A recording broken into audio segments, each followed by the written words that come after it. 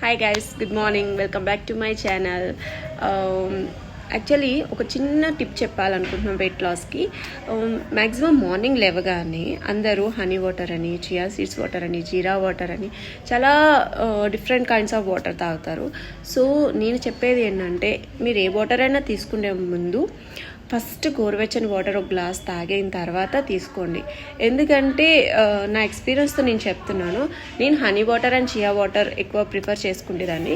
So దానివల్ల ఏమవుద్దంటే, నాకు అది తాగడం వల్ల నాకు డే అంతా షుగర్ క్రేవింగ్స్ అని, ఎక్కువ తినాలి అని ఒక క్రేవింగ్స్ వచ్చేవి.